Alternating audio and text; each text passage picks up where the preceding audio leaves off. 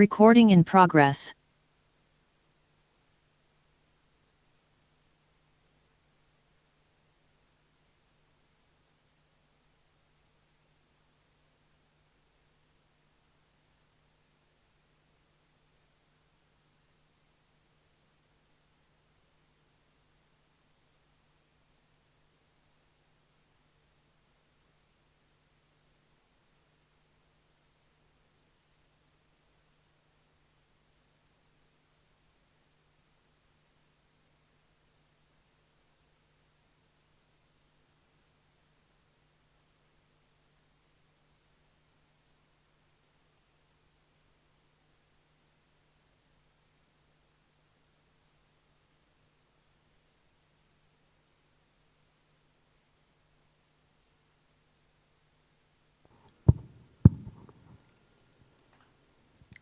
Bismillahirrahmanirrahim. Assalamualaikum warahmatullahi wabarakatuh. Alhamdulillahirabbil alamin wa bihi nasta'in wa ala umuri dunya waddin. Wassalatu wassalamu ala asyrafil anbiya'i wal mursalin wa ala alihi wa sahbihi ajma'in, amma ba'd. Bapak Ibu, adik-adik, Mas Mbak sekalian yang berbahagia, termasuk juga panitia dan rekan-rekan presenter, panelis yang kami banggakan. Alhamdulillah hari ini kita bisa bertemu dalam sesi ke-7, sesi paralel untuk seminar ICIS kali ini yang ke-21. Tidak perlu panjang lebar. Pada hari ini Bapak Ibu sekalian, kita akan mengulas relasi Pancasila dengan kehidupan bernegara kita. Di hadapan Bapak Ibu sekalian ada 4 presenter insya Allah yang akan mengambil satu angle dari sekian angle yang ada tentang Pancasila. Yang pertama yaitu bagaimana kaitan antara Pancasila dengan agama Islam. Pada presenter yang pertama ini kita akan memfokuskan relasi antara Islam dengan Pancasila itu dalam aspek maqasidus syariah. Maqasidus syariah adalah salah satu disiplin dalam bidang usulul fiqh. Bagaimana, di mana titik temu antara Islam dan maqasidus syariah. Yang kedua yaitu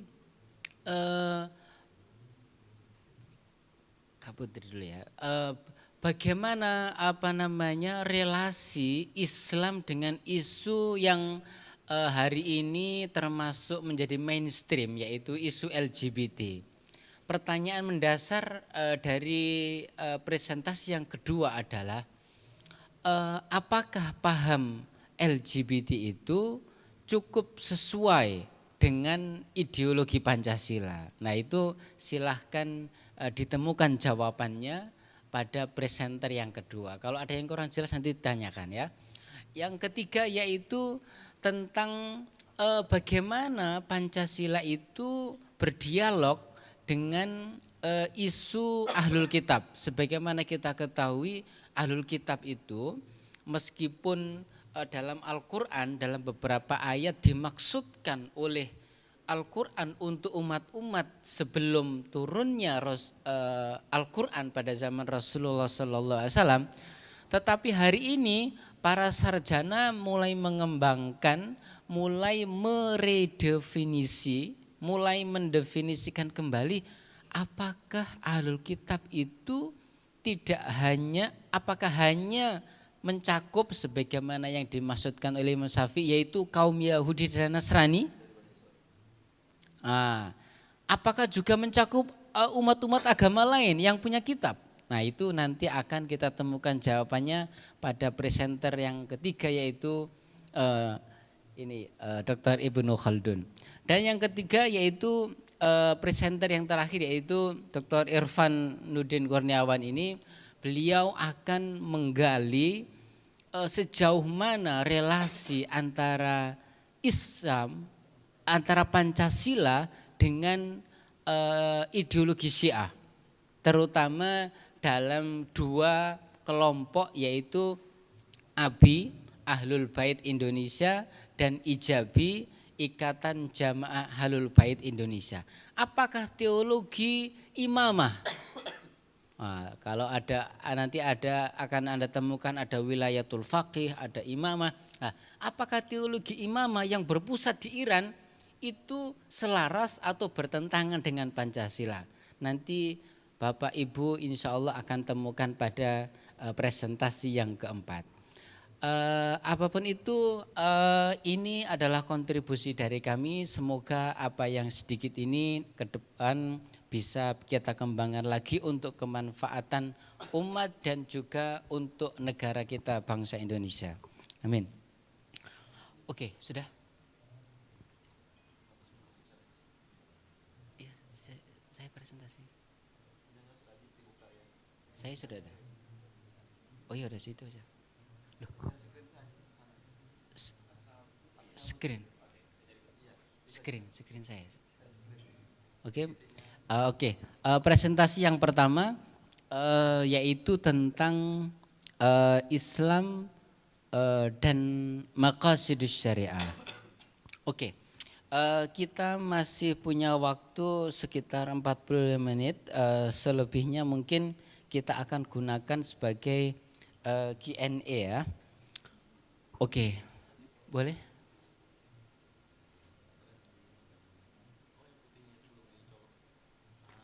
Ya Allah. Diam aja.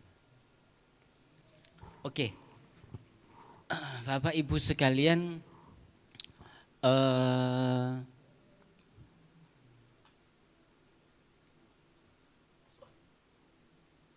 ya.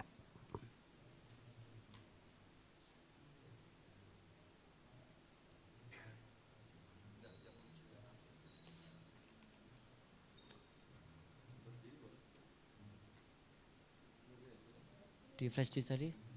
Tuh. Biang Muslim tuh, PDF. Ya. PDF aja.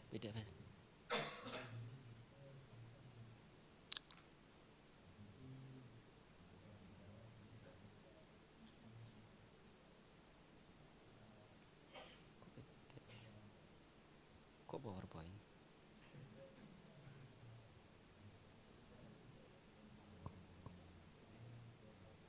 Biar cepet. Oke.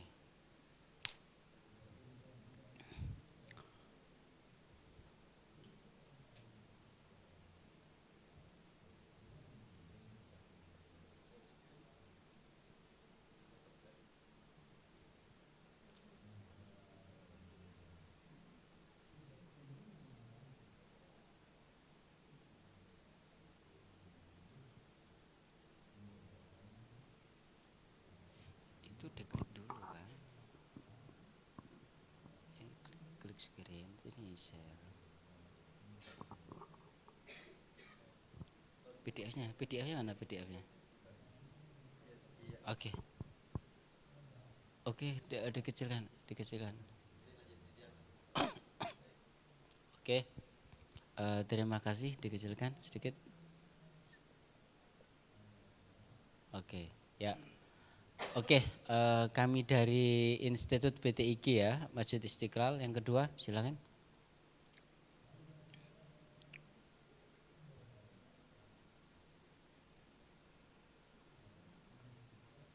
Oke. Itu sebentar.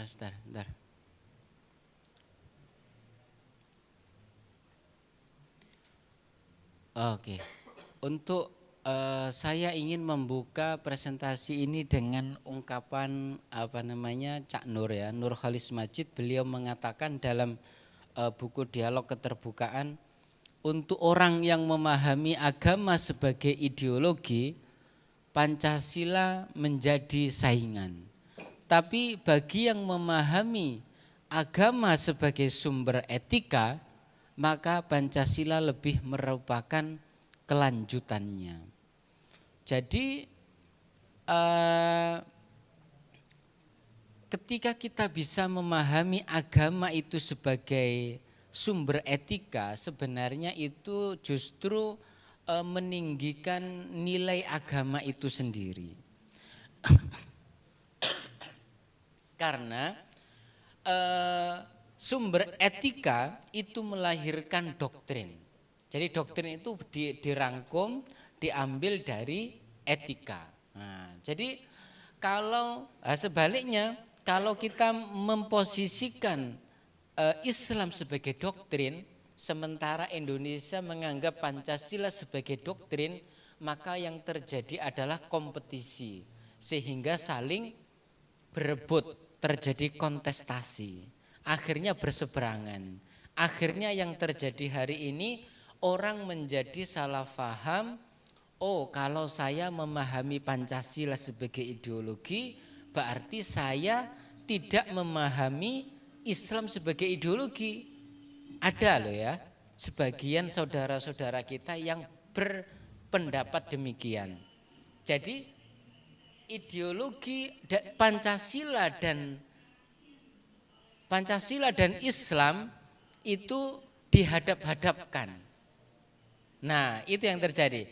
Yang terjadi akhirnya berdirinya NII, Negara Islam Indonesia, yang terjadi pada akhirnya adanya gerakan paramiliter, boleh jadi ada gerakan terorisme, itu karena mereka berpandangan bahwasannya Islam dan Pancasila itu berdiri sejajar, sama-sama ideologi. Padahal menurut Cak Nur, Islam itu adalah sumber etika yang kemudian merupakan melahirkan Pancasila. Yang selanjutnya, itu halamannya enggak udah ya, halaman langsung gitu ya. Oke. Saya coba. Kamu dari sana. Oke, siap. Kelamaan.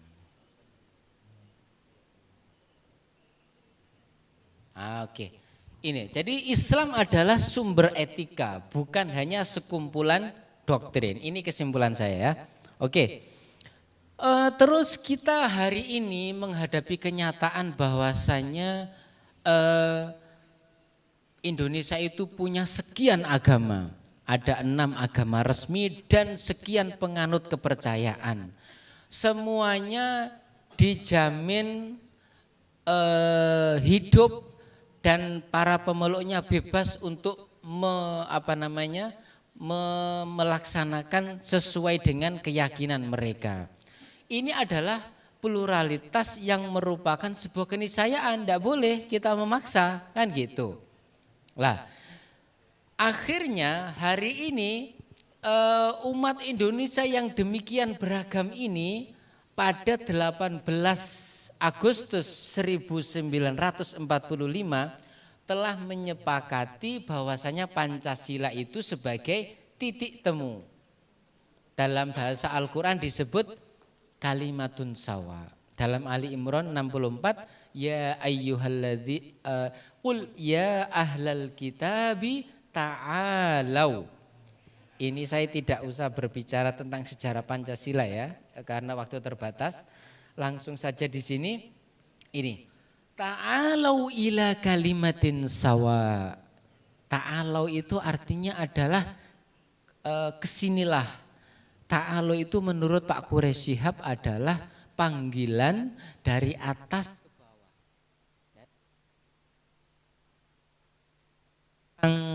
Kepala sekolah kepada gurunya itu kesini. Itu namanya ta'al. Mari menuju ke tempat yang lebih tinggi. Ta'ala itu berasal dari kata al-aliyu. Al-aliyu itu tinggi. Ta'ala itu artinya ayo kita ke tempat yang lebih tinggi. Tempat yang lebih tinggi itu maksudnya apa? Titik temu. Mari kita bertemu pada sesuatu yang menyatukan kita. Lah, menurut Al-Quran, Titik temu itu apa? Nah ini dasarnya.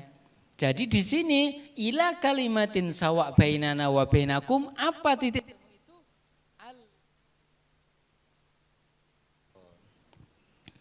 Ya Allah na'budu illallaha wa la nusyrika bihi syai'an wa la yattakhidha ba'duna ba'dhan arbaban min dunillah. Ini sebenarnya ada tiga aspek. Ayat ini sebenarnya merespon konsep Trinitas Kristen, tetapi saya ingin meringkas tiga ini ke dalam satu konsep, yaitu tauhid. Nah gitu ya, ke dalam konsep tauhid. Maksudnya gini, titik temu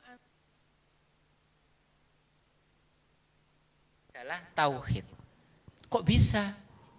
Karena agama-agama terutama samawi, yaitu Islam, Kristen, dan Yahudi, itu semuanya kita posisikan seperti kalau kita lari estafet ya. Kalau dalam satu lari estafet itu ada 3 pelari, maka sebenarnya pelari yang pertama, yang kedua, yang ketiga itu membawa misi yang sama. Dan kebetulan pelari terakhir itu adalah Rasulullah. Itulah kenapa Nabi Ibrahim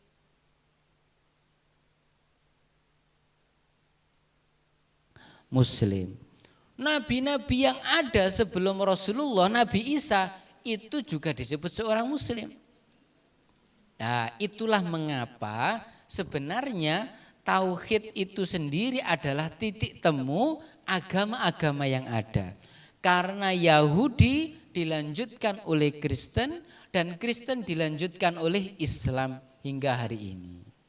Oke, jadi wahai ahli kitab, kata ayat ini tadi itu Ali Imran, kamu memperlakukan Isa sebagai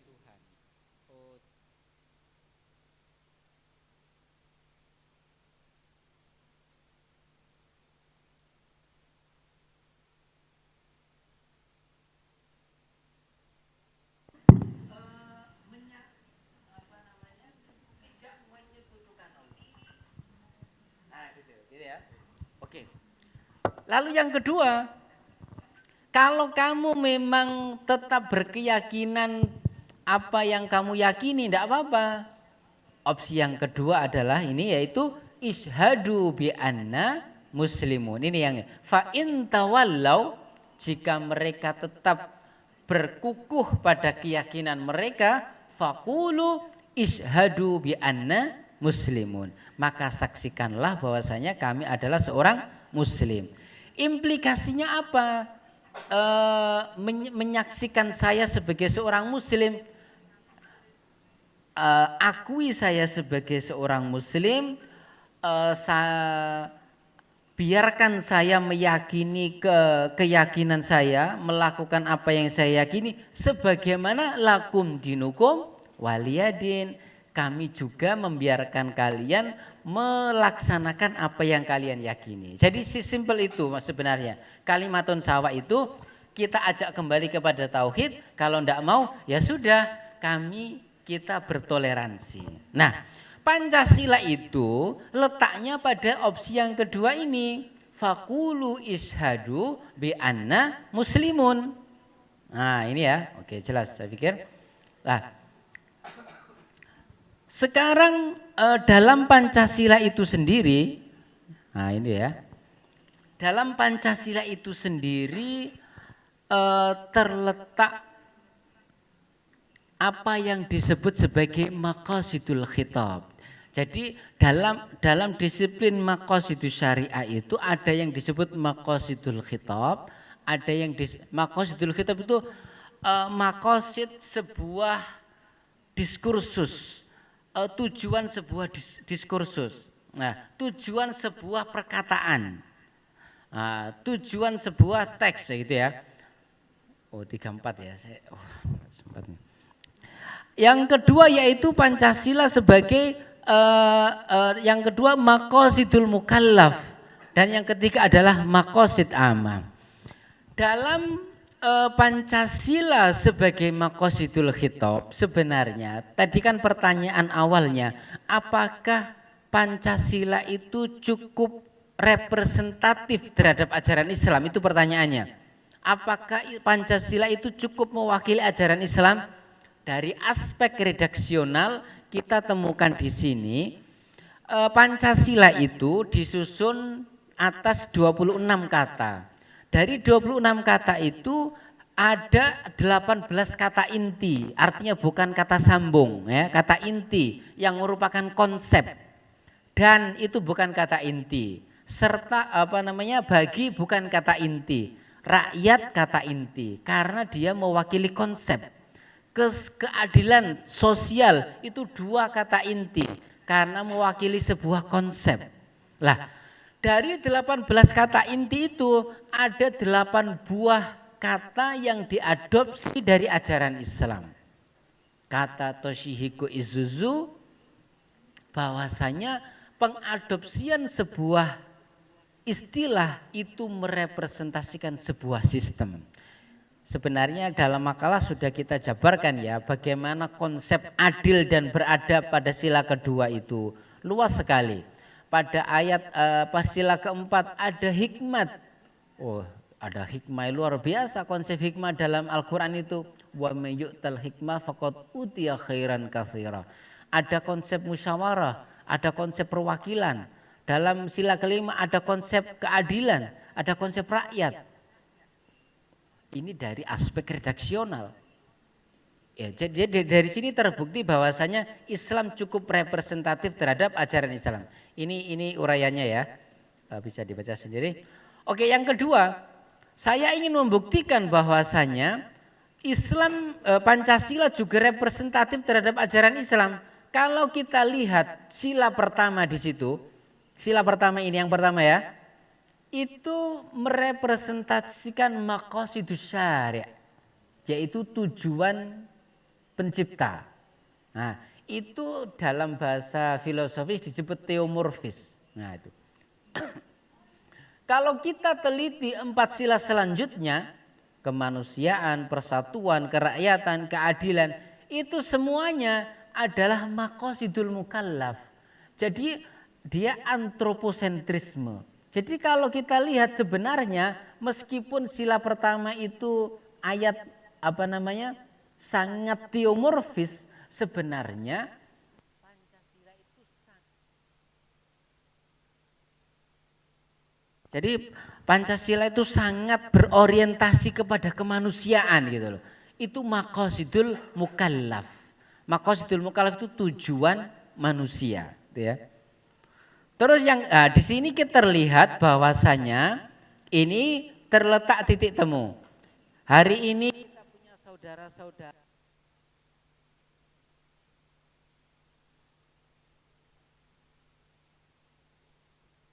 setiap agama-agama itu dalam diagram Venn ini itu punya nilai-nilai yang eksklusif. Tetapi pada saat yang sama setiap agama-agama itu punya nilai yang inklusif. Lah, nilai-nilai yang inklusif itulah terletak Pancasila. Ada ketuhanan, ada kemanusiaan, ada persatuan.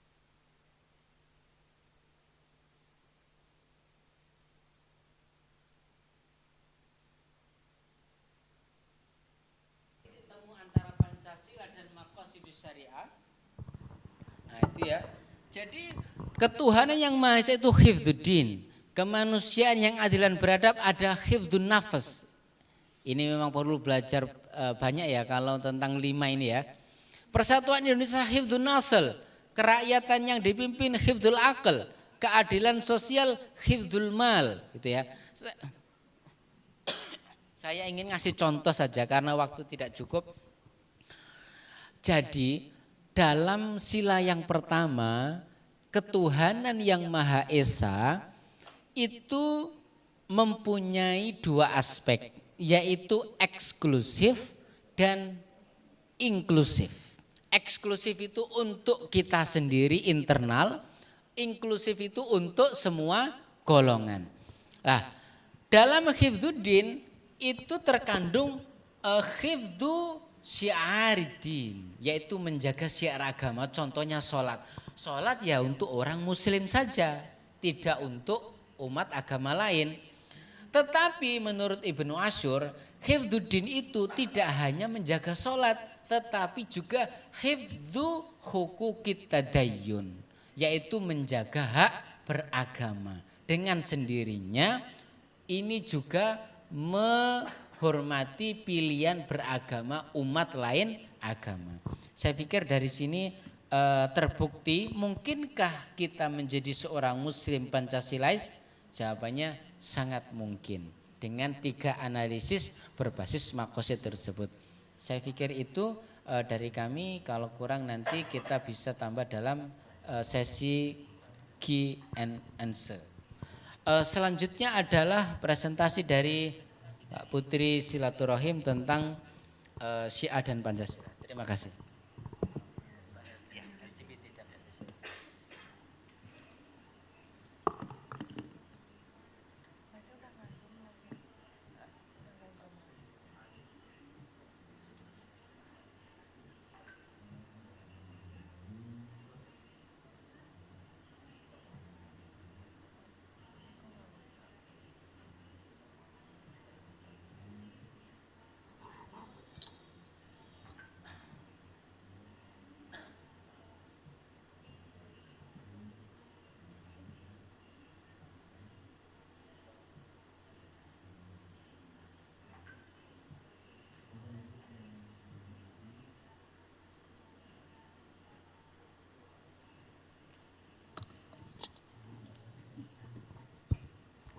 Assalamualaikum warahmatullahi wabarakatuh.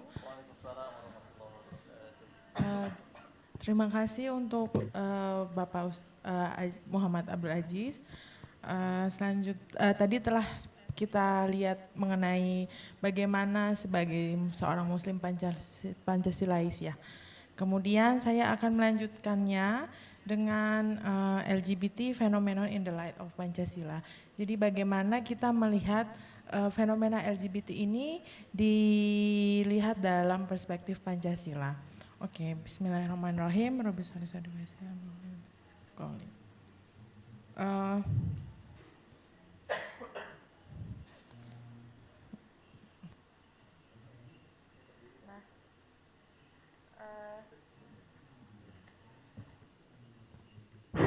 Oke, nah di sini saya akan mencoba untuk membagi ke dalam 4 sub, yaitu pertama background, kemudian theoretical framework, terus ada discussion dan conclusion. Nah dalam background ini kita akan melihat bagaimana deskripsi gambaran LGBT yang ada di Indonesia. Kemudian saya akan fokus kepada bagaimana sikap masyarakat Indonesia terhadap LGBT phenomenon dan bagaimana LGBT ini sangat melemahkan ketahanan keluarga. Kemudian kita lihat juga untuk theoretical frameworknya itu bagaimana Pancasila sebagai filosofi filsafat negara. Oke. Kemudian nah kalau di dalam kita kan sudah melihat ya dalam tahun 2022 ini kita diawali dengan kontroversial mengenai podcastnya Deddy Corbuzier yang tentang Ragil Mahardika. Nah itu kan jadi terus kemudian ada yang ini dari Makassar, mahasiswa yang mengaku bahwa dia LGBT gitu. Nah kemudian saya yang concern terhadap ini LGBT melihat bahwa ini ada upaya untuk mentoleransi gerakan LGBT di Indonesia kayak gitu, sehingga mereka begitu masif mereka begitu masif untuk terus mengkampanyekan bahwa LGBT ini sama dengan yang lainnya. Jadi LGBT ini termasuk dengan gender diversity di Indonesia. Kemudian memang pada dasarnya kan LGBT ini tuh mengalami perdebatan yang panjang. Nah, kita lihat di sini ada the first poll, namely pro-LGBT parties who are of course minority group. Saat ini yang pro terhadap LGBT tetap masih grup minoritas yang melihat bahwa LGBT ini adalah patut diperjuangkan karena merupakan bagian dari HAM. Nah, kita lihat bagaimana HAM itu sendiri. Kalau misalnya kita melihat bahwa HAM ini kan tidak bisa dapat dibenarkan ya, karena sifatnya sangat partikular dan tidak dapat diterapkan secara universal. Kenapa tidak bisa ditetapkan secara universal? Karena kita itu memiliki living law sendiri. Jadi Indonesia ini memiliki living law sendiri berupa ajaran agama, tradisi, norma yang berlaku di Indonesia. Nah, semuanya ini tuh terangkum di dalam Pancasila. Nah, terus kemudian living law ini tidak bisa diformulasikan untuk negara. Jadi masing-masing negara ini kan punya falsafat kenegaraan masing-masing ya. Jadi nggak bisa kita langsung mengikut apa yang ada di barat itu langsung kita serap bulat-bulat gitu kan. Nah, sementara yang kontra ini melihat bahwa, dan ini tetap yang kontra ini masih mayoritas grup di Indonesia, bahwa LGBT ini merupakan perilaku menyimpang. Nah, pada dasarnya yang kontra ini melihat bahwa mengacu pada kitab-kitab suci agama dahulu bahwa ini memang terlarang lah gitu. Nah, dahulu homoseksual ini melihat bahwa LGBT ini merupakan orang-orang pedofil karena banyak korbannya adalah anak laki-laki yang menjadi korban dari LGBT ini. Nah, kemudian bagaimana di zaman Yunani kuno itu kita melihat bahwa perilaku-perilaku homoseksual ini tuh udah ada, cuman dianggap sama, tidak dianggap menyimpang, tapi terjadi di masyarakat luas kayak gitu. Terus kemudian ada lagi fenomena dari Persatuan Dokter Kesehatan Jiwa Indonesia juga Persatuan Dokter Kesehatan Jiwa Indonesia itu menyatakan bahwa LGBT merupakan perilaku menyimpang dan penggunaan istilah LGBT adalah upaya untuk mempersatukan kelompok-kelompok perilaku menyimpang dalam suatu wadah dan kekuatan yang sama. Terus kemudian upaya-upaya ini terus dilakukan kan ya. Kemudian namun sejak tahun 1970-an kita melihat bahwa untuk mengubah pandangan tersebut ada aktivis HAM yang membela eksistensi waria. Nah, kita lihat di sini dari mulai sejarahnya. Nah, bagaimana sejarah LGBT di Indonesia ini muncul? Nah, kita melihat dari ancient history, dari tembang Serat Centini. Sebenarnya ini adalah kayak kumpulan naskah budaya yang kolaborasi dengan Putra Mahkota Keraton Surakarta. Nah, salah satunya di situ disebutkan bahwa cerita mengenai Cabolang yang merupakan beliau ini homoseksual dan awalnya tuh Cabolang ini diusir dari rumah, kemudian jadi penari jalanan, terus kemudian dia mencari nafkah dari penari jalanan ini, kemudian dia punya kawan bernama Narwitri. Nah, Narwitri ini sifatnya kemayu. Dan kemudian ketika melakukan pentas itu, si Narwitri ini dilirik oleh Adipati, kemudian setelah Adipati itu melihat dan mengajaknya untuk tidur. Kemudian Adipati ini esok harinya juga kan pentas itu kan terus ya, menerus di daerah, di tempat keraton itu. Kemudian si Cabolang ini melihat bahwa Adipati ini juga melihat Cabolang, kemudian Cabolangnya ini karena ininya kekar banget, jadinya ya udah langsung diajak tidur juga kayak gitu. Terus kemudian ada mengenai tahun 70-an ini dimulainya dari pembukaan PRJ, itu mulai ada eksistensi waria. Terus kemudian di tahun 80 itu ada majalah Gaya. Terus kemudian tahun 90 itu mulai kaum LGBT mulai mengkampanyekan HIV AIDS. Kemudian di tahun 2000 itu menjadi partner dari National AIDS Commission. Terus kemudian kita di sini akan melihat bahwa bagaimana Pancasila ini sebagai philosophy of nation. Nah, pada dasarnya filsafat ini kan penting bagi masyarakat, bagi peradaban gitu, karena ini sangat menentukan bagaimana nilai dan prioritas yang ada di sebuah masyarakat. Nah, ini tuh ibarat sebuah sumur yang dimana di dalamnya adalah karakter yang dituangkan di dalam sebuah sistem.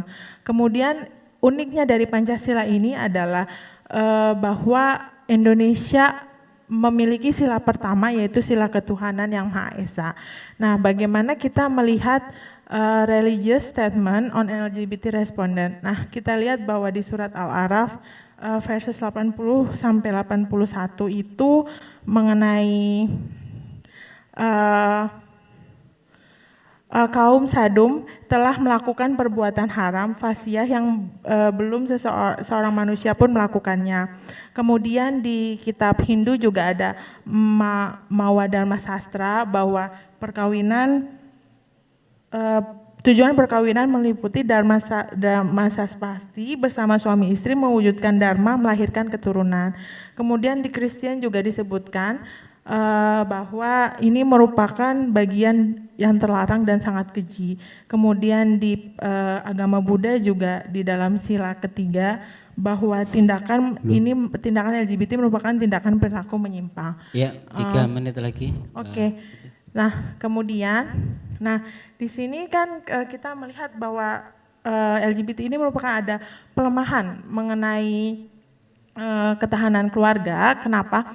Jadi kalau misalnya kita melihat pada penelitian dari Salma bahwa LGBT ini tuh meningkatkan ini bisexual behavior. Jadi perilaku untuk menjadi bisex. Terus kemudian akan trigger quarrels, dispute to lead the fragility of family, dan ini akan meningkatkan kerapuhan keluarga. Terus kemudian penelitian dari Kruger, ini penelitian di South Africa bahwa anak-anak yang lahir dari keluarga same couple gitu, same parents, itu biasanya mereka lebih tidak terbuka, dan mereka lebih anak-anak itu cenderung lebih suka dengan social heteronormativity. Jadi lebih senang dengan yang beragam. Terus kemudian untuk yang Australia case, mereka mendapatkan prejudice mengenai di dalam kesehatan, kesejahteraan dan pendidikan. Terus kemudian pada ini mengenai HIV AIDS, jadi banyak terserang HIV AIDS. Nah, oke. Terus kemudian kita lihat di sini kan di sini 1 menit lagi. Oke. Jadi kita melihat bahwa di dalam Pancasila ini kan saling mengilhami dan diilhami gitu. Sila pertama ini adalah yang paling atas. Jadi sila pertama ini adalah yang mengilhami semuanya. Jadi setiap apa yang perilaku, adab, terus sikap bangsa Indonesia tuh harus mengacu ke sila yang paling tinggi yang mengilhami semuanya, 2, 3, 4, 5 gitu, untuk ya kita berlandaskan kepada keagamaan gitu. Jadi kita masih tetap melihat bahwa Pancasila LGBT ini merupakan bagian dari perilaku menyimpang. Oke, sekian dari saya. Terima kasih. Assalamualaikum warahmatullahi wabarakatuh. Waalaikumsalam warahmatullahi wabarakatuh. Tepuk tangan untuk presentasi yang kedua. Untuk presentasi ketiga kita mohon lebih singkat lagi agar sesi Q&A-nya lebih panjang nanti. 5 menit saja. Terima kasih. Baik, bismillahirrahmanirrahim. Assalamualaikum warahmatullahi wabarakatuh. Assalamualaikum warahmatullahi wabarakatuh. Ya, alhamdulillah, Allahumma salli ala sayyidina Muhammad wa ala ali sayyidina Muhammad. Allahumma anfa'na bima 'allamtana wa 'allimna ma yanfa'una wa zidna 'ilman walhamdulillah ala kulli hal wa na'udzubillahi min hali ahli an-nar amma ba'd.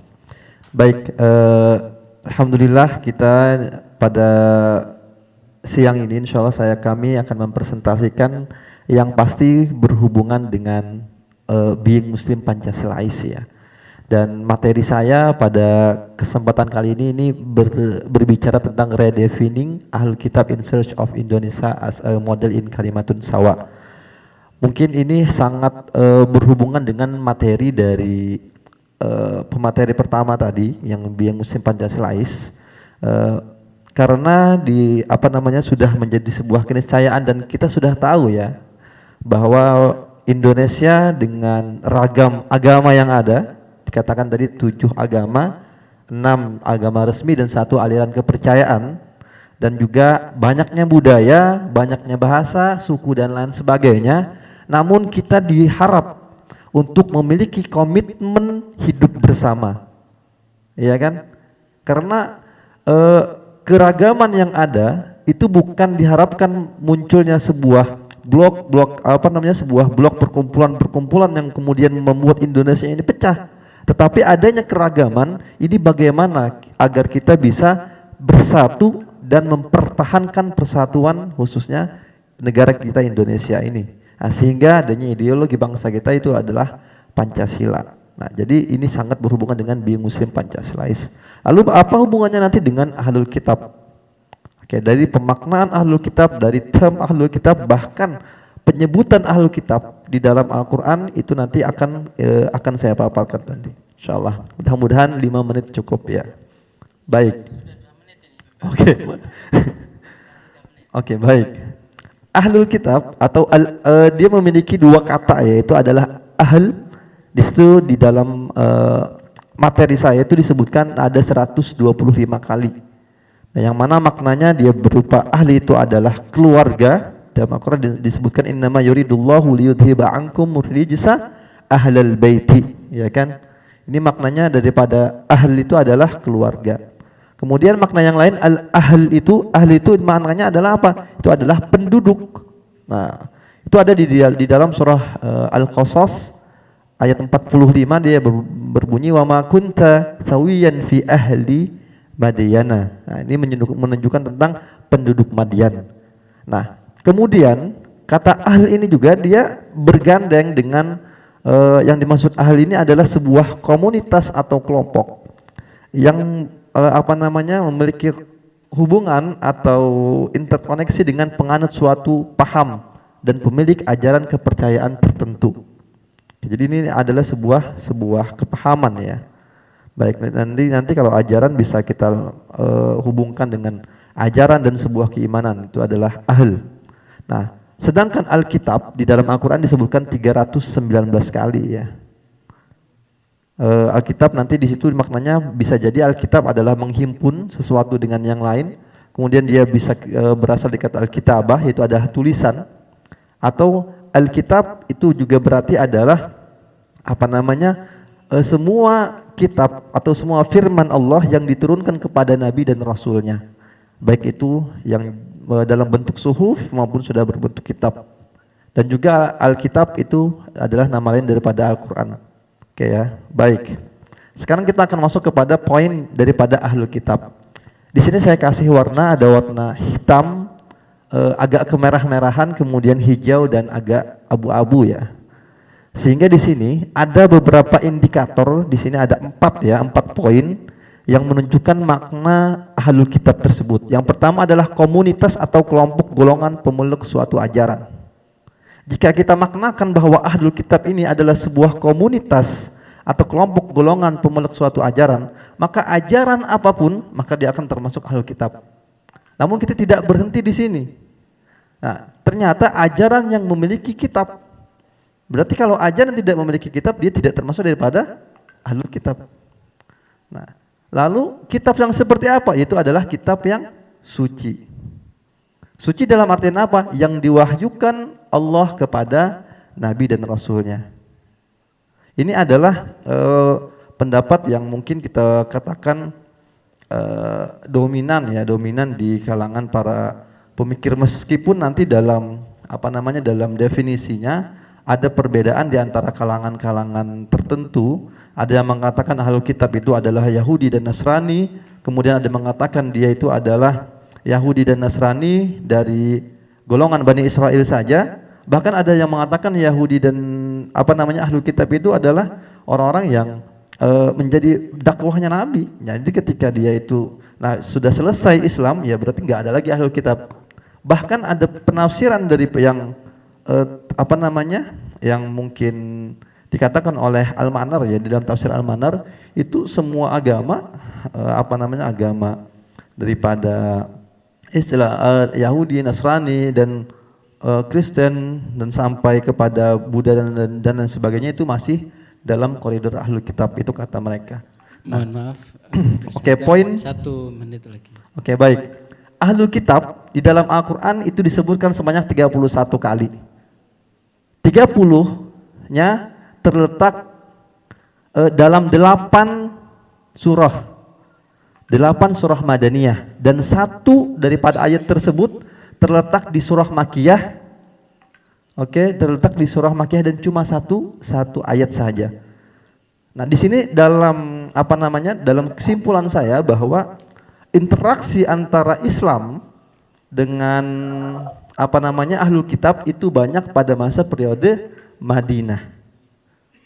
Oke ya, Madinah. Di sini dalam slide saya bagi kan, di sini ada beberapa. Ini Makkiyah cuma 1 ini aja, sedangkan yang dari 2 sampai ke 2 yang di ujung ini itu adalah itu adalah Madaniyah. Oke, baik. Kita akan masuk kepada kalimatun sawa, sama seperti yang dipaparkan oleh Ustaz Abdul Aziz tadi, bahwa adanya kalimatun sawa itu berarti ideologi, kemudian dia juga ada toleransi dengan kata isyhadu bi anna muslimun. Oke kan? Nah, kemudian lagi kita juga melihat bahwa di dalam Al-Qur'an pun ada surah Al-Ankabut, ya. Al-Ankabut merupakan salah satu ayat di dalam Al-Qur'an yang Makkiyah, satu-satunya ayat Makkiyah. Di sana menyebutkan bahwa wala tujadilu ahlal kitabi illa billati ya ahsan. Artinya kita dituntut untuk bermuamalah atau berdiskusi dengan cara yang baik. Jadi nggak ada cara kekerasan kita berdiskusi dan lain sebagainya, tetapi dengan cara yang baik. Nah, next ya, kita akan masuk kepada Alkitab. Al-Quran ketika menyebutkan ahlal kitab, Alkitab yang dipergunakan ini adalah menggunakan bentuk mufrad atau bentuk tunggal. Padahal di dalam beberapa argumen mengatakan Alkitab yang di sini ada mengatakan Taurat, Zabur, Injil, Suhuf Ibrahim dan Suhuf Musa. Oke ya. Namun kenapa ketika Al-Quran mengatakan kitab ini dia tidak bentuk jamak, padahal yang dimasukkan beberapa kitab kan? Kalau seandainya kitab yang banyak, maka ya ahlul kutub. Kitab jamaknya apa? Kutub kan? Jamaknya kitab kutub. Tapi Al-Quran menggunakan kitab. Nah, dalam asumsi saya atau pemahaman saya di sini bahwa hal ini sepadan atau memiliki korelasi dengan Pancasila yang tertuang dalam undang-undangnya, bahwa menunjukkan bahwa satu individu atau satu kelompok dituntut hanya memiliki satu agama, satu kepercayaan. Iya. Oke, baik ya. Oke, sehingga finalnya di sini adalah kalimatun sawanya tauhid, toleransi dan adil dan beradab.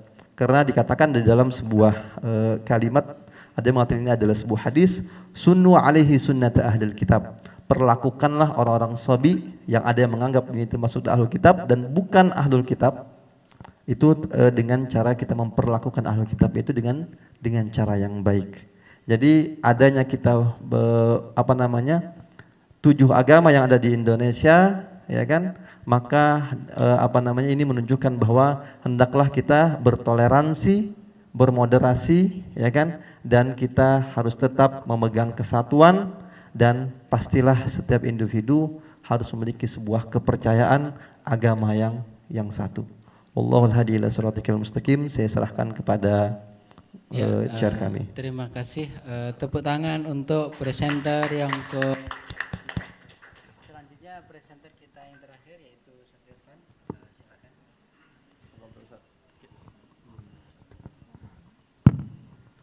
Bismillahirrahmanirrahim. Assalamualaikum warahmatullahi wabarakatuh. Alhamdulillah wa syukrulillah wa la hawla wa la quwata illa billah. Allahumma salli ala Sayyidina Muhammadin wa ala alihi wa sahbihi ajma'in. Rabbi syrah li sadri wa yassir li amri wa hlul 'uqdatam min lisani yafqahu qawli, amma ba'd. Yang sama-sama kita hormati dan kita banggakan para panelis pada siang hari ini, serta panitia dan seluruh hadirin yang hadir secara online maupun offline. Ini yang offline dari STAI Bali, ya. Oke, terima kasih banyak atas kehadirannya. Saya sebagai pelengkap dari ketiga panelis ingin membicarakan tentang keterkaitan antara Pancasila dan imamah melihat kasus Syiah di Indonesia. Ini menjadi penting karena memang isu yang tadi diangkat mungkin dari saudari kita, saudari Putri dan saudara Ibnu Khaldun, ini berbicara tentang mayoritas vs minoritas. Nah, ketika kita berbicara tentang Syiah di Indonesia, itu sangat erat sekali hubungannya dengan transnasionalisme, di mana Syiah bergerak atau masuk ke Indonesia dalam beberapa penelitian itu sangat marak pasca revolusi yang terjadi di Iran tahun 1979. Nah, ini perkembangannya menjadi lebih pesat, apalagi ketika di tahun 2000 muncul organisasi Syiah yang pertama secara nasional, yaitu IJABI, Ikatan Ahlul Bait, Ikatan Jamaah Ahlul Bait Indonesia. Kemudian di tahun 2010 muncul lagi ABI, Ahlul Bait Indonesia, yang bertaraf nasional. Nah, teman-teman sekalian, dari ketiga pemateri yang sebelumnya, semuanya bersepakat bahwa Pancasila ini merupakan identitas negara Indonesia. Dan saya pun menyepakati hal itu. Hanya saja dalam sejarahnya, ya, karena kita tidak boleh melupakan sejarah, keberadaan Pancasila di Indonesia tadi memiliki dialektika yang cukup panjang. Bahkan dialektika ini mungkin sampai detik ini masih terus berlaku, ya. Apabila misalnya kita lihat beberapa tahun yang lalu ada ormas yang dianggap tidak Pancasilais, kemudian ormas itu ditutup karena dia ingin menyebarkan ideologi yang dianggap berbahaya untuk Pancasila. Nah, ini menunjukkan memang pemahaman kita tentang Pancasila ini perlu terus untuk dikuatkan dan dikembangkan. Nah, kaitannya dengan Syiah, hal yang paling menarik dari Syiah itu adalah konsepnya tentang imamah. Nah, konsep tentang imamah ini sangat penting untuk dipahami dan ditelusuri oleh kita semuanya. Ya, kenapa? Karena dalam ideologi Syiah, imamah ini memiliki posisi yang sangat sentral, ya, yang sangat sentral. Artinya apa? Bahwa sesuatu amal ibadah bisa saja tertolak apabila tidak memahami tentang posisi dari imam itu sendiri. Ya. Dikatakan di sini misalnya al-imamah ruknun min arkaniddin, bahwa imamah ini merupakan rukun agama, gitu ya. Nah, sehingga suatu ketika dia tidak mengenal imamah, maka pemahaman tentang keagamannya menjadi dipertanyakan, gitu. Nah, yang menarik di sini dalam sejarahnya, imamah tersendiri sampai kepada posisi di mana mengalami sebuah sebuah penguatan, kemudian mengalami sebuah pelemahan, bahkan di dalam akidah Syiah sendiri mereka memahami ada sebuah masa yang disebut dengan at-taqiyah wal intizar. Apa yang dimaksud dengan at-taqiyah wal intizar ini?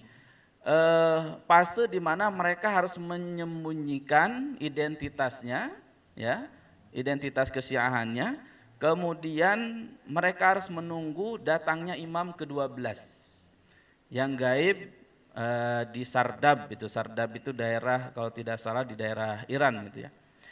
Nah, namun pada masa modern muncul sebuah konsep baru yang dianggap konsep ini menjadi pintu pembuka untuk bisa melestarikan kembali ideologi Syiah, yaitu munculnya wilayatul faqih yang tadi saya sampaikan di tahun 1979. Nah, wilayatul faqih ini muncul secara aklamasi menjadi sebuah konstitusi di Iran, dan konon katanya dalam referendumnya menjadi dasar negara, dan ini diikuti oleh 92% masyarakat Iran.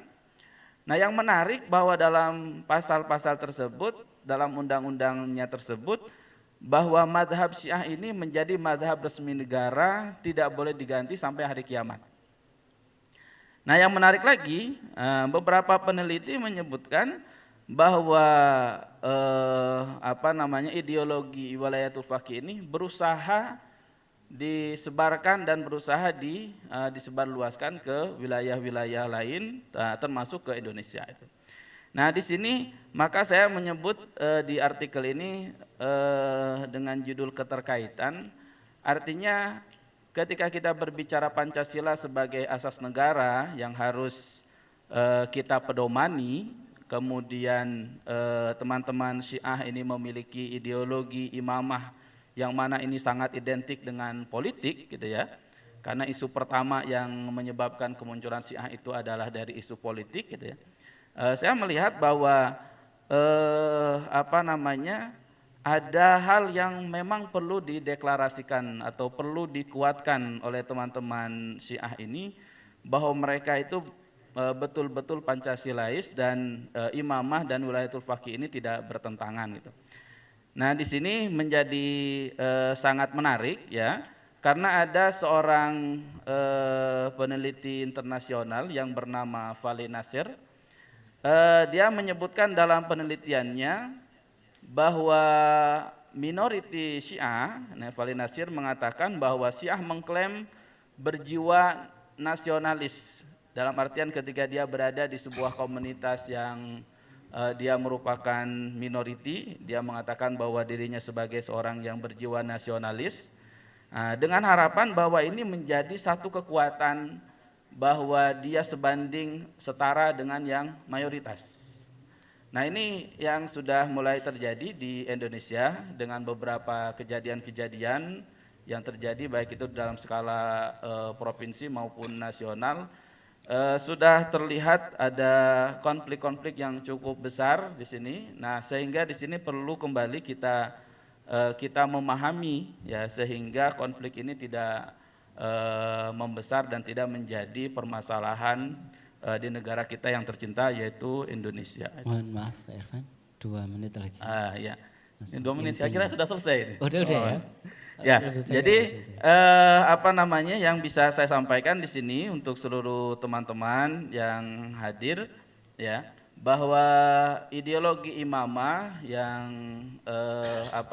menjadi core value dari teman-teman Syiah ini perlu perlu dilihat dalam perspektif Pancasila ya.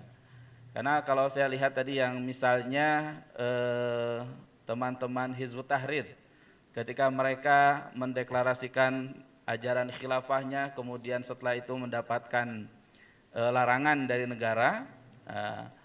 Nah, saya melihat bahwa khilafah dengan imamah ini memiliki satu kesamaan, hanya saja dengan metode yang berbeda. Artinya teman-teman tadi yang sudah dilarang itu mereka terlalu frontal menyebarkan ajarannya gitu ya.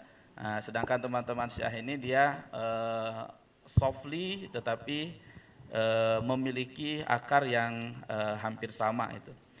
Ini saja mungkin Mr. Chairman, saya tidak memperpanjang ya, supaya waktunya lebih bermanfaat untuk didiskusikan. Pastinya kami tidak bermaksud untuk menjelek-jelekan, tetapi karena memang tema kita tentang Pancasila dan moderasi di sini perlu mendapatkan perhatian yang lebih, sehingga tema ini menurut saya layak untuk dipresentasikan. Wabillahi taufik wal hidayah waridha wal inayah fastabiqul khairat. Wassalamualaikum warahmatullahi wabarakatuh. Tepuk tangan untuk presenter keempat. Terima kasih Bapak Ibu adik-adik semuanya. Saya pikir dari 4 aspek tentang Pancasila tadi itu ya, dari aspek maqasidus syariah, dari aspek LGBT issue, dari aspek redefinition of Ahlul Kitab, dan juga dari aspek Syiah issues, kita dihadapkan pada satu kenyataan bahwasanya memang Pancasila itu memang menjadi dasar negara Indonesia. Kalau kita mau ingin diakui sebagai orang Indonesia, maka implikasi paling awal ya harus mengikuti Pancasila. Kalau tidak mau mengikuti Pancasila ya dalam tanda kutip silakan keluar dari Indonesia, kira-kira gitu. Kan tidak semudah itu ya. Nah, maksudnya itu untungnya Pancasila itu adalah sekumpulan nilai-nilai yang universal, yang orang secara by default itu menerima. Persatuan itu universal, kemanusiaan yang adil dan itu universal, keadilan itu universal. Jadi sesuatu yang universal itu secara by default, secara badihi, maklum minaddin bidzarurah itu diterima. Alhamdulillahnya di situ. Disitulah terjadi dialog bagaimana dengan Syiah, bagaimana dengan LGBT issue, Ahlul Kitab dan maqasidus syariah. Selanjutnya kita buka termin pertanyaan untuk mempertajam analisa-analisa yang telah kami presentasikan. Langsung saja saya bertindak sebagai moderator juga. Barangkali ada pertanyaan dari Bapak Ibu, adik-adik semuanya, silakan. Ya, silakan perkenalkan dulu dan apa pertanyaannya, ada kepada siapa juga.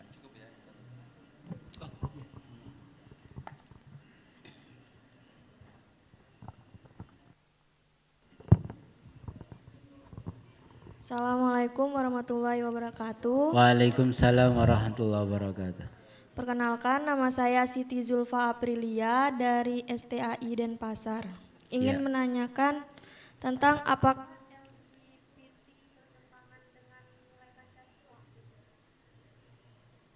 cukup itu saja? Oke. Berarti pertanyaannya kepada Pak Putri ya. Sudah cukup jelas pertanyaannya? Pak Putri? Sudah ya? Apakah? Oke. Selanjutnya mungkin yang lain?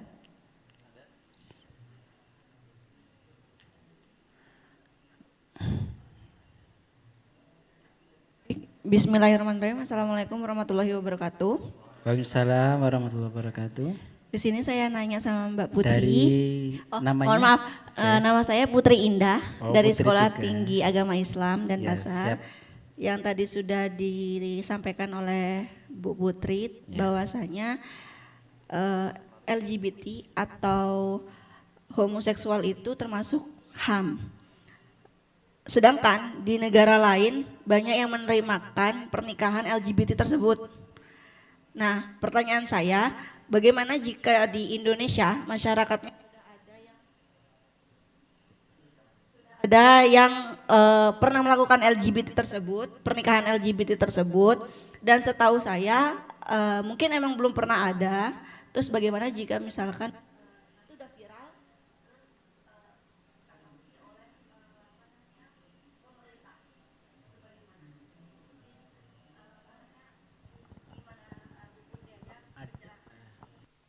Perjelas pertanyaannya, ada orang Indonesia Nggih. sudah melakukan Pernikahan pernikahan LGBT. LGBT terus Terus tanggapan pemerintahan. Sementara pemerintah belum mengatur gitu Nggih, ya. Terus bagaimana solusinya gitu ya? nggih, Oh, mungkin. oke. Terima kasih. Wassalamualaikum warahmatullahi wabarakatuh. Waalaikumsalam warahmatullahi. Terima kasih Mbak Putri. Solusi. Oke.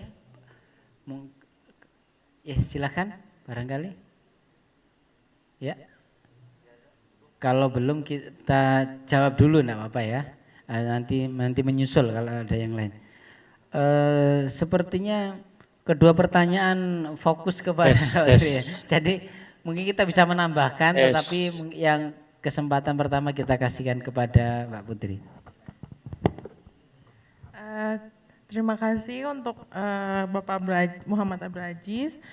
Oke, untuk saya mencoba menjawab untuk pertanyaan pertama, apakah LGBT bertentangan dengan Pancasila?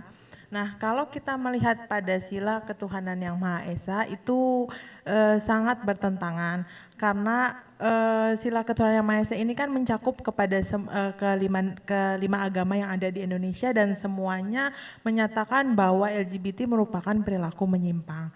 Jadi kalau misalnya apakah ini bertentangan dengan Pancasila? Iya, bertentangan dengan Pancasila. Ada lagi yang mau ditanyain untuk ini pertanyaan pertama?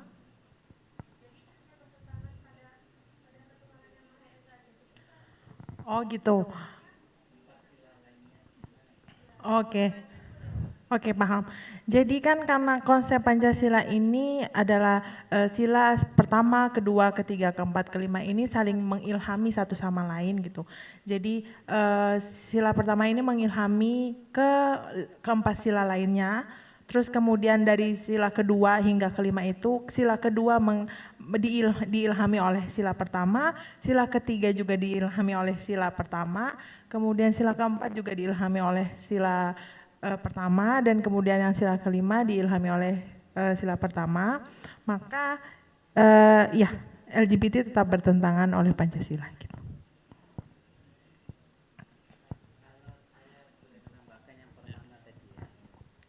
Pertanyaan bagus sekali.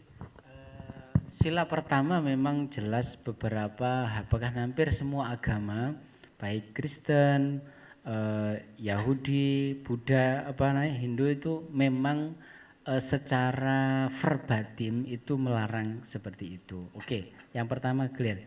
Terus yang kedua, kemanusiaan yang adil dan beradab. Apakah itu juga bertentangan dengan praktek LGBT kan gitu. Jadi sebenarnya kita mungkin bisa mendasarkannya pada norma susila gitu ya. Artinya hukum-hukum positif yang ada ini dalam teori hukum itu kan dibentuk dari etika. Sebagaimana Al-Quran itu sebenarnya bukan sebuah kitab hukum murni, bukan seperti KUHP. Al-Quran itu lebih sebagai sebuah sumber etika. Dari sumber etika itu lahirlah hukum-hukum turunan. Jadi kalau kita menganalogikan Al-Quran itu dengan kehidupan bangsa Indonesia seperti Pancasila. Pancasila itu posisinya adalah sumber dari segala sumber hukum yang ada di Indonesia. Dari Pancasila dan UUD itu lahir nanti undang-undang, lahirlah peraturan pemerintah, nanti lahirlah Perpu. Semua undang-undang di bawah Pancasila itu harus menjiwai, gitu. Makanya ada Mahkamah Konstitusi, karena mahkamah itu diadakan untuk melihat keserasian hukum-hukum yang dilahirkan oleh pemerintah itu apakah selaras dengan Pancasila. Sebagaimana Al-Quran. Al-Quran lebih luas lagi. Al-Quran mengilhami Pancasila dalam konteks Indonesia. Al-Quran mengilhami undang-undang dasarnya Malaysia. Bahkan Malaysia menjadikan Islam sebagai agama resmi. Nah, di situ maksud saya norma susila kita yang berkembang itu kan melihat LGBT itu sebagai perilaku yang tidak manusiawi. mohon maaf ya, mohon maaf. Ini kan pendapat kami ya, apa namanya? Hewan saja itu ndak ada yang LGBT itu. Ada ndak hewan yang LGBT kira-kira? Mungkin ya ada ya, tapi selama ini kita tidak pernah menemukan hewan saja itu heteroseksual loh.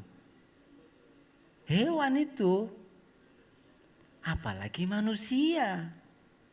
Nah, persepsi yang demikian itu adalah norma, etika itu maksudnya. Itu adalah etika. Yang etika ini bisa mengilhami tumbuhnya undang-undang gitu maksudnya, gitu ya. Lah, ini termasuk kemanusiaan.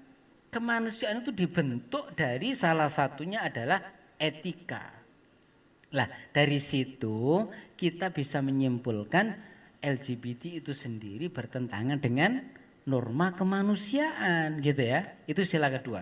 Sila ketiga, Persatuan Indonesia itu kalau dalam kajian hifdzu maqasidus syariah itu hifdzun nasl. Hifdzun nasl itu menjaga kelestarian manusia. Maksudnya menjaga manusia itu tetap ada, tetap banyak gitu. Kita bisa bayangkan, andaikan LGBT itu sudah menjadi mewabah di seluruh, mohon maaf ya, satu kabupaten saja semuanya pada LGBT, itu kan populasi manusia kalau itu diteruskan itu kan menjadi berkurang itu. Akhirnya Persatuan Indonesia itu yang kelahirannya sila ketiga ini adalah untuk mempertahankan kelestarian manusia Indonesia dari penjajahan.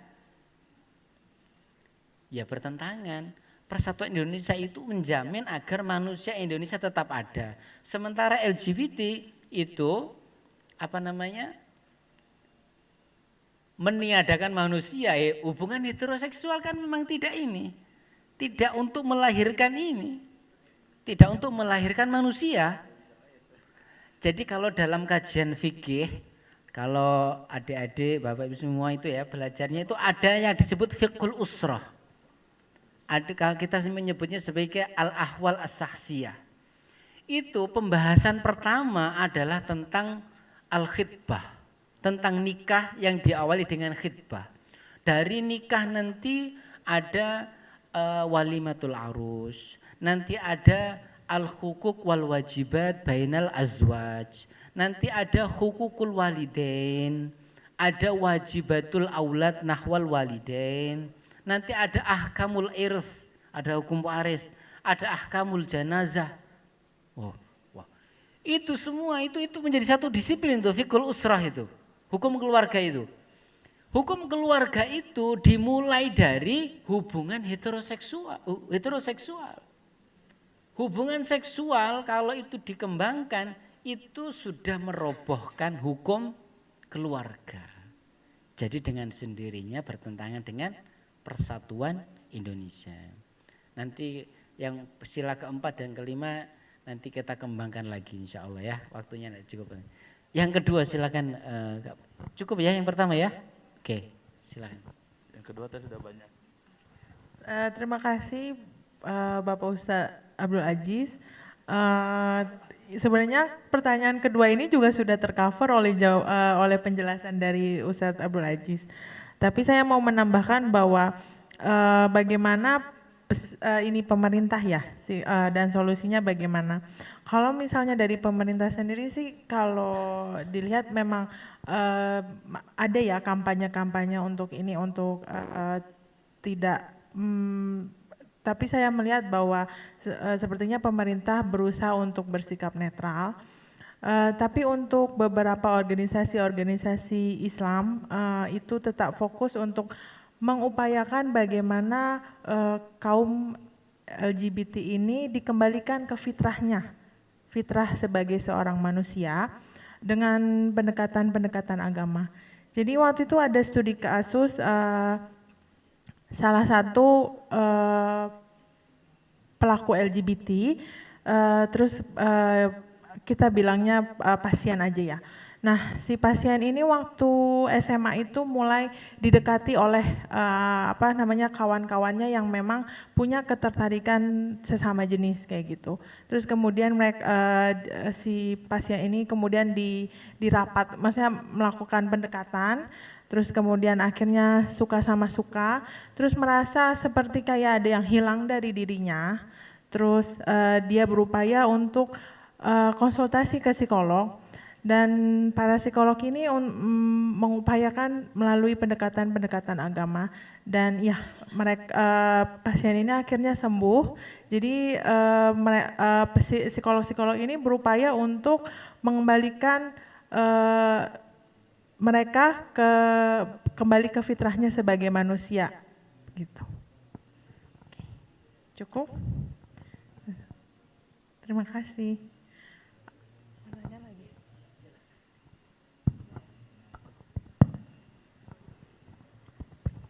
Bismillahirrahmanirrahim. Assalamualaikum warahmatullahi wabarakatuh. Mohon izin saya Pak Agus, Humasnya UINSI Samarinda.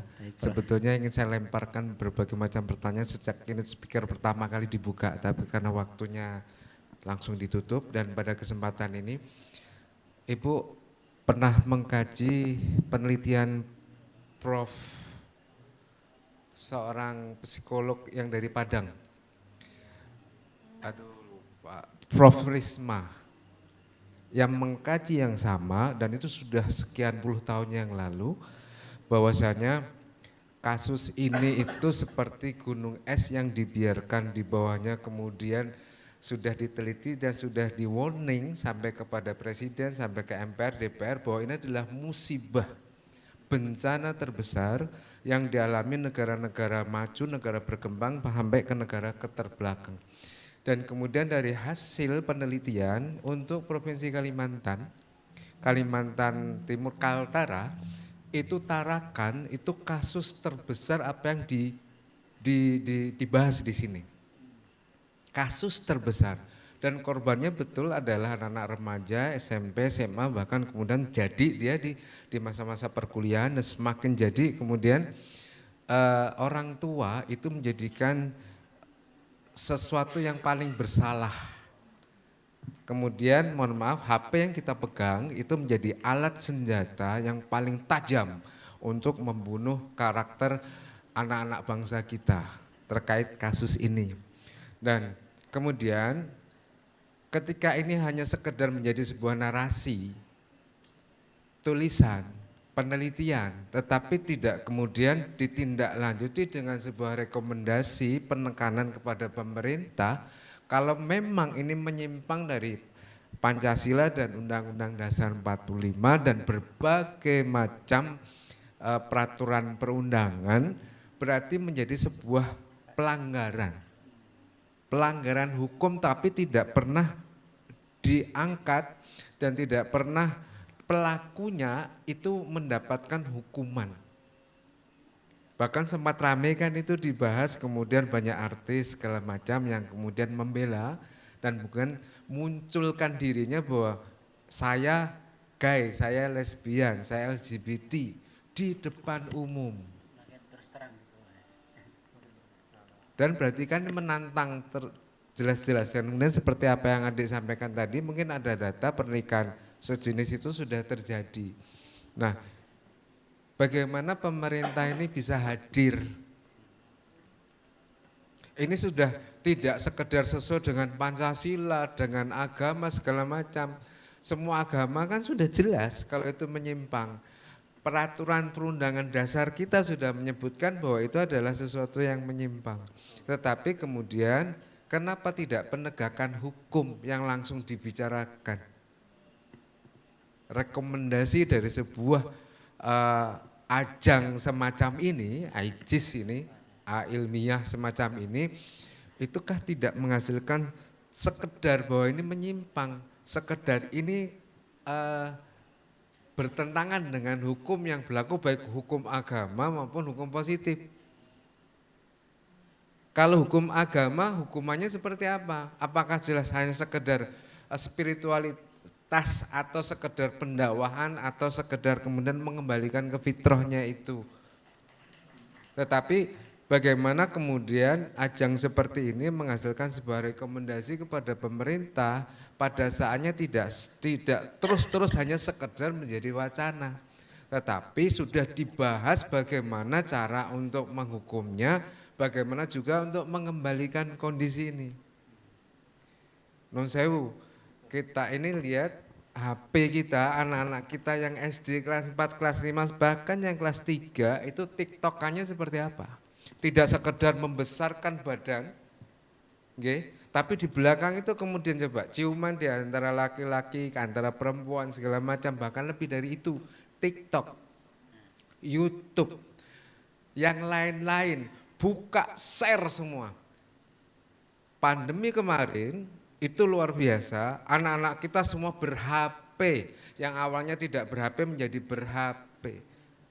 Ini setiap keluarga mengeluhkan perang pemikiran antara orang tua dengan anak-anak, yang alasannya tugas segala macam dari sekolah lewat HP.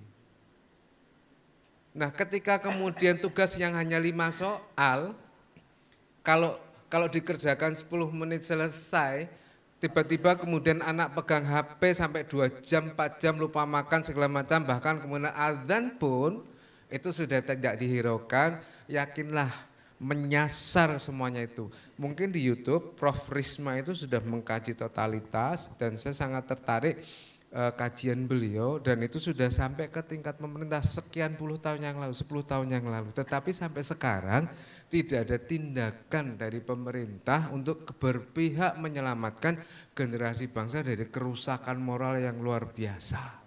Bahkan yang terbaru di kampus kami ini sedang center terjadinya pelecehan seksual. Nah ternyata setelah diteliti pelecehannya tidak terjadi di kampus, tapi sejak SMA di luar kampus, pacaran, pergaulan bebas segala macam, kajiannya di kampus. Kemudian yang viral adalah mahasiswa UINSI melakukan pelecehan seksual ke sekian mahasiswi. Nah, seperti itu. Nah, Nun Sewu mohon maaf, apakah kemudian ajang sebesar ini bisa menghasilkan rekomendasi yang bisa mempengaruhi terkait dengan hukum ketatanegaraan kita yang berpihak untuk menyelamatkan generasi bangsa.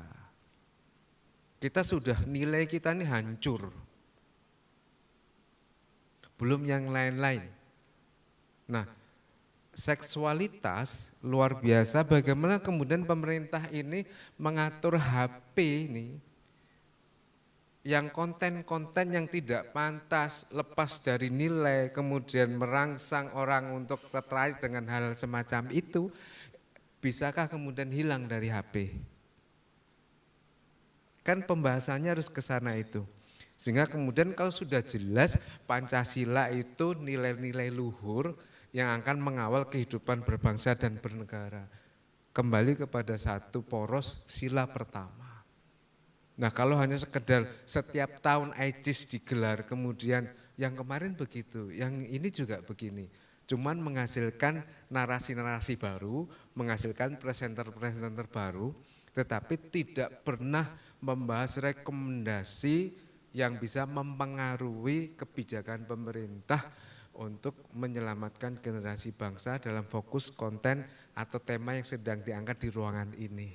Nah seperti itu kiranya bagaimana panjenengan semua yang sudah berpikir ini tidak benar, ini tidak sesuai, tidak titik di situ, tetapi bagaimana kemudian ditindaklanjuti, bagaimana bisa membawa pengaruh kepada negara, kepada pemerintah, menyelamatkan generasi-generasi bangsa ini. Nah seperti itu, saya bukan konten saya segala macam, setiap kali ada pertemuan semacam ini selalu yuk kembali ke nilai. Yuk kembali ke nilai, apapun tampilan kita, nilai kita tidak boleh ditinggal. Merah, hijau segala macam silahkan, tetapi kemudian nilai dalam segala hal itu tidak boleh ditinggal. Waktu sedikit lagi, mohon maaf jadi paling lama ini. waktu pembukaan malam itu kan kemudian biar pulang semua. Yang mendengarkan itu 1-2 orang malam itu. Dan saya sudah persiapkan pertanyaan itu ternyata enggak diberi waktu. Nah seperti itu. Sebuah pemikiran yang luar biasa dan menyatakan di situ jelas-jelas semua agama itu ingin menyelamatkan nilai. Terakhir, bagaimana generasi muda kita ini sekarang dibingungkan dengan toleransi moderasi beragama yang semakin buyar. Bagaimana kemudian peran para kiai, para dosen, para ilmuwan bahwa moderasi beragama itu sudah terbangun sejak dulu, sudah jelas.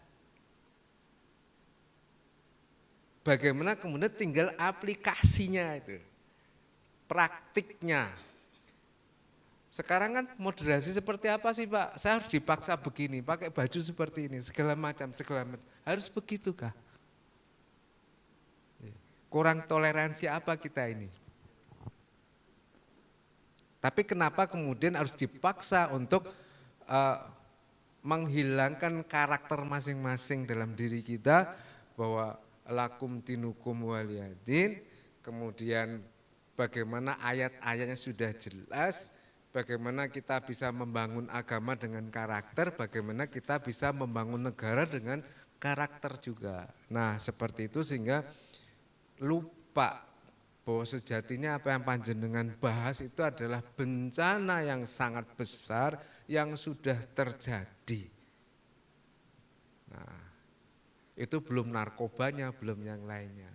Nah ini kok kemudian tidak menjadi sebuah pembahasan yang paling utama untuk generasi kita ini. Dan penutup closingnya, bagaimana generasi instan kita ini akhirnya kemudian tidak pengaruh LGBT tadi itu dari penelitian Prof. Risma itu sehingga membuat otak berpikir generasi bangsa kita rusak. Bagaimana panjenengan menjadi dosen, saya juga mengajar, melihat ketika makalah saja semua copy paste, 100% tidak diedit. Ngaku toh Dek, bener enggak? Makalah yang kita batasi 2 lembar itu copy paste, apalagi yang kemudian skripsi. Dan tidak S1, ternyata di S2 dan S3 pun melakukan itu. Dan untuk penelitian pun dilakukan hal yang sama, kan semua jadi bubar dan bobrok kalau begini. Bagaimana kualitas dosanya sudah seperti itu, bagaimana dengan mahasiswa kita yang akan meneruskan generasi berikutnya. Pokoknya sedih nangis. Betul. Terus nanti jadi pemimpin kayak apa? Kalau copy paste tanpa koreksi, oh jadi curhatan nggih. Kok enggak dibatasi sih? Tolong dibatasi, tetap saja dia jadi pembicara utama nih saya. Iya, jadi itu saja kiranya pada kuncinya adalah bagaimana kemudian kita mengawal generasi kita, tidak sekedar dalam sebuah narasi, tapi bagaimana menjadi sebuah rekomendasi yang selalu diperjuangkan, sehingga kemudian betul-betul karena kita perang ini, perang. Mau rusak-rusakan atau mau baik-baikan begitu. Nggih, terima kasih. Bagaimana menanggapi monggo. Matur nuwun, terima kasih. Assalamualaikum warahmatullahi wabarakatuh. Terima kasih Prof, masukan yang luar biasa sekali. Karena waktu yang iya, silakan. Bapak, saya mau merespon ini tanggapan Bapak ya. Jadi kalau misalnya untuk bagaimana ini rekomendasi pemerintah, sebenarnya upaya itu udah seperti yang Bapak bilang udah dari 10 tahun yang lalu, tapi karena memang ini isu global, Jadi memang kita banyak intervensi asing yang memang kita kayak misalnya Bu Risma itu kan sudah aktif di AILA Indonesia, terus kemudian beliau sudah melakukan judicial review, terus dissenting opinion, kemudian dissenting opinion ini ditolak oleh pihak Mahkamah MA ya, ditolak oleh MA bahwa MK, dan kemudian bahwa itu merupakan sebuah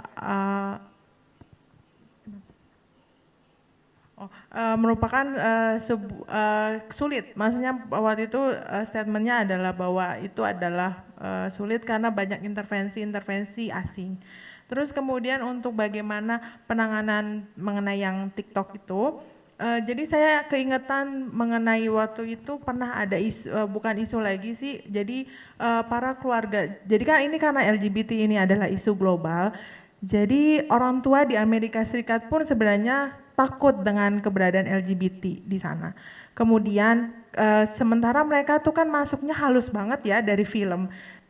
Terutama film-film Disney. Nah, terus akhirnya para orang tua di Amerika itu berusaha untuk melakukan demonstrasi. Akhirnya setelah melakukan demonstrasi itu pihak Disney kan tetap nggak, maksudnya tetap nyuekin itu kan gitu. Terus akhirnya setelah mereka tetap nggak aware pihak Disney-nya, kemudian akhirnya para orang tua itu bilang melakukan kesepakatan bahwa mereka tidak akan memberikan anak-anaknya tayangan-tayangan Disney di rumah gitu. Akhirnya saham Disney itu turun sampai sekitar 30% di tahun 2022 awal. Nah setelah itu akhirnya Disney mulai agak berubah ya, maksudnya nggak begitu lagi memasukkan paham-paham yang halus, tapi memang tetap masih. Nah itu sih yang mungkin dari kalau bisa saya ini mungkin memang dari keluarga sih ininya, yang paling basic perjuangannya. Terima kasih. Ya, terima kasih. Sedikit saja saya mengomentari tadi, memang usaha untuk mempidanakan perilaku LGBT itu mungkin panjenengan dan Bapak Ibu semua sudah tahu juga ya, sudah pernah dilakukan, yaitu dengan mengadakan judicial review, ya tadi itu yang disampaikan ya. Apakah pengadilan di Indonesia itu sudah punya cukup kekuasaan untuk menghukum perilaku itu, dan ternyata memang belum. Dalam pengetahuan terbatas saya ya, mungkin saya perlu mengklarifikasi, ternyata belum. Buktinya adalah diajukannya judicial review tadi. Kalau tidak salah dari hakim MK itu kan ganjil ya, saya kurang 11 atau 7 gitu ya. Jadi itu selisihnya cuma 1. Jadi ada beberapa yang dissenting opinion, maksudnya tetap setuju bahwasannya norma etika di masyarakat yang memang tidak setuju dengan LGBT itu bisa digunakan untuk menghukum perilaku itu. Tapi kebanyakan hakim MK waktu itu berpendapat itu belum cukup kuat untuk digunakan menghukum itu. Jadi ya memang mungkin perlu usaha lebih kuat lagi, dan kami sangat terima kasih rekomendasi Bapak bahwasanya ini tidak harus dan tidak boleh hanya berhenti pada narasi, tapi harus menjadi rekomendasi dan aksi. Ya, itu saya pikir sangat tajam sekali masukannya, dan untuk kami semuanya terutama. Saya pikir itu ya Bapak Ibu semuanya, para hadirin. Terima kasih atas kehadiran dan masukan yang luar biasa. Semoga apa yang kita bahas selanjutnya bermanfaat bagi kita semuanya, umat dan bangsa kita semuanya. Ihdinas siratal mustaqim. Wassalamualaikum warahmatullahi wabarakatuh. Mohon kita bisa berfoto di depan ya, boleh ya? Oke, siap.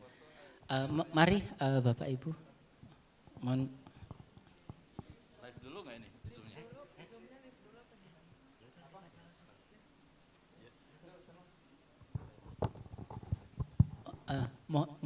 monggo. Oh, maju ya. Nggih. Nggih, siap, Bro.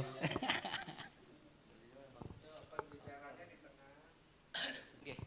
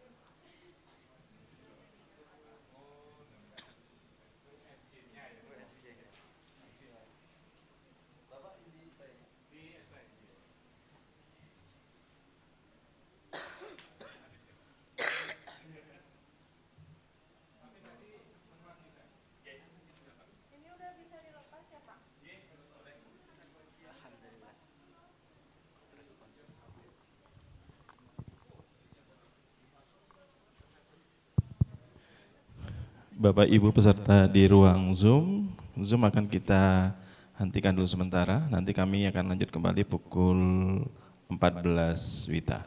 Terima kasih.